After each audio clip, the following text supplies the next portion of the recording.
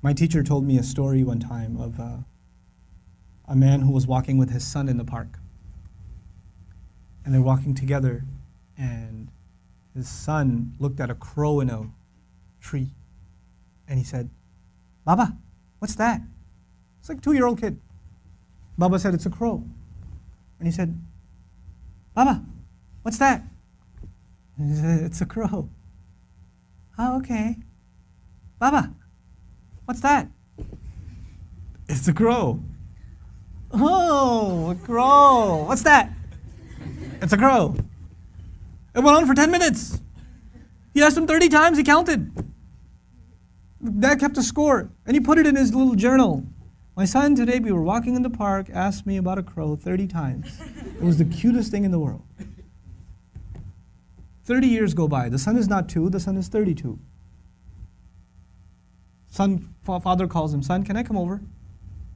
"Dad, it's not a good time right now." "Son, just bear with me. I just need like 10, 15 minutes. That's all I need. Just go for a drive. I need to talk to you about something." Whatever. You know what? Okay, fine." So he comes over, gets in the car. They go over, drive over to a park. "What's this about, Dad? Can you tell me quickly? I got things to do." "Just take a walk with me, son. It's okay." I'll take a walk. I see a crow in a tree.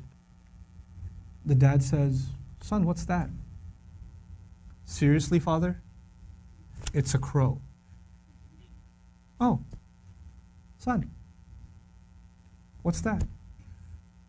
"Is this a game? I have things to do, okay? It's a crow. You can't see, I just got you new glasses last month. Why is this happening to me? Dad, why are you so difficult?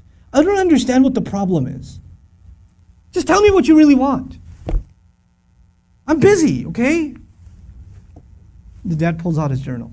He says, "Son, this is something that happened 30 years ago. We were walking down this park. You saw a crow. And you asked me 30 times. And I gave you a smile every time. You couldn't handle twice. What are we giving our parents?" I'm not even bringing Allah into the picture. The fact that Allah mentioned Himself and then mentioned His parents is, you think about that. But what have they done for us and what have we done for them? What have we done for them? How many parents leave, like their children are in ICUs, and they stand there and hovering over this little glass box with a baby inside, 24 hours a day, 7 days a week, standing in a hospital, not even sitting down, standing in a hospital. Like feeding off of like vending machines. And that same kid grows up and doesn't have the time to call. That same kid. You know? How many mothers almost died giving birth? Almost died giving birth. And now it's so difficult to respond to her call. Or to just give her just a couple of minutes a day. Just let her feel a little important. You know how unfair that is, that you were the most important thing to them and they are so insignificant to you? How unfair that is? You know? They carry that pain with them every day, that I am nothing to my children. I mean nothing to them, worthless to them. You know, they have no time for me. When something is worth something to you, it gets your time. Most of you at this age, you want to just get away from your parents. You just want to be with your friends. You want to be on your own. You just don't want to be with your parents. You know? That's, you develop this crooked habit now, and it will only get worse over time. Our parents have very, very, very strong emotions. They're very protective of us. For them, you won't know this until you become a parent. For them, it doesn't matter when you turn 60, you're still their baby. They still remember changing your diaper. They still remember feeding you milk. They still remember burping you and cleaning up after you peed in the back seat. They still remember that. You don't remember that, they remember that. My son won't remember that. I was like, I gotta go. Then all of a sudden he stops complaining. I'm like, oh, time to roll down the windows.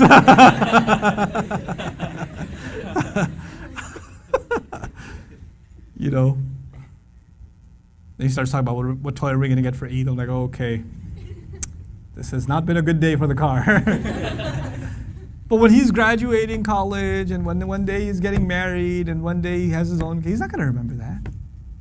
But guess who'll never forget? I'll never forget.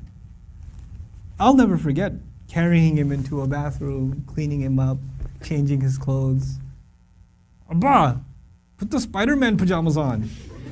He won't remember any of that. I will. And that same kid, when he's talking back to me one day, when he's telling me, Dad, I just don't understand you, okay?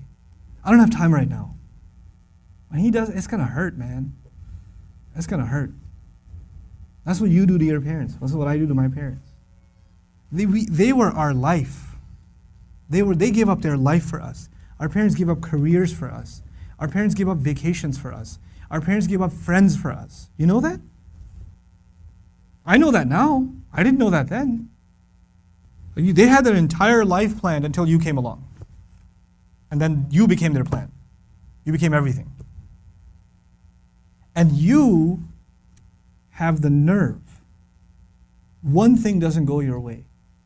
You hear one thing you don't want to hear. You snap back at them. It says, we're not even talking about Islam right now. We're just talking about decency, man, just decency. What have they done for you and what you give them back is so unfair. It is so unfair.